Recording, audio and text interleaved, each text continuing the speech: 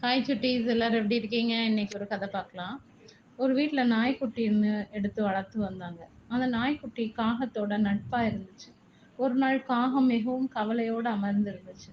அதைக் கண்ட நாய்க்குட்டி காகத்திடம் போய், என்ன காக்கையாரே, ஏன் ஒன்னும் பேசாம அப்படி வருத்தமா இருக்கீங்க அப்படின்னு கேட்டுச்சு.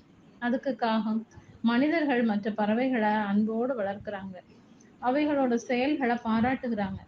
ஆனா என்ன வெறுத்து கல்லால எரிஞ்சு துரத்துறாங்களே ஏன் அப்படின்னு கேட்டது காகம். இதற்கு காரணம் உங்களோட தீய குணங்கள் தான். இதை நீங்க இல்லாம செஞ்சாலே உங்களை அன்பா நடத்துவாங்க அப்படின்னு சொன்னது நாய்க்குட்டி. எங்ககிட்ட அப்படி என்ன தீய குணங்கள் இருக்கு? கடமை, சுத்தம், இப்படி பல நல்ல குணங்கள். நாங்க தான் சிறந்தவங்க அப்படின்னு சொன்னது காகம். உண்மைதான் என்றது நாய்க்குட்டி. பகிர்ந்தோண்டும் பண்பை கற்றுத்தந்தது நாங்க தான் அப்படின்னு பெருமையோடு சொன்னது காகம். ஆமா, அதுவும் உண்மைதான் அப்படின்னு மறுபடியும் சொன்னது நாய்க்குட்டி. இப்படி நல்ல குணங்கள் எங்ககிட்ட இருந்தோம், மற்ற பறவைகளுக்குள்ள மதிப்பு எங்களுக்கு இல்லையே ஏன்?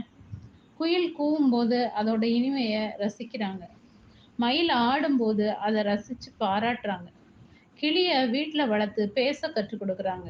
ஆனா எவ்வளவோ நல்ல குணங்கள் இருந்தோம், என் இனத்தை பார்த்தாலே துரத்துறாங்களே ஏன் அப்படின்னு கேட்டது காகம். ஏன் அப்படின்னு நான் சொல்றேன். உங்ககிட்ட எவ்வளவு நல்ல குணங்கள் இருந்தாலும் உங்ககிட்ட இருக்கும் சில தீய குணங்கள் தான் மனிதர்கள் உங்களை வெறுக்கிறாங்க அப்படின்னு சொன்னுச்சு நாய்க்குட்டி.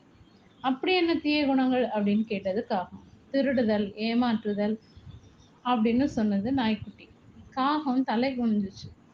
ஒருத்தவங்க செய்யற நல்ல செயல்களை விட அவங்க செய்யற தீய செயல்கள் தான் முன்னால நின்று அவங்கள பத்தி பேசும்.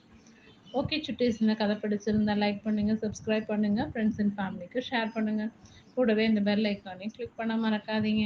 பாய்.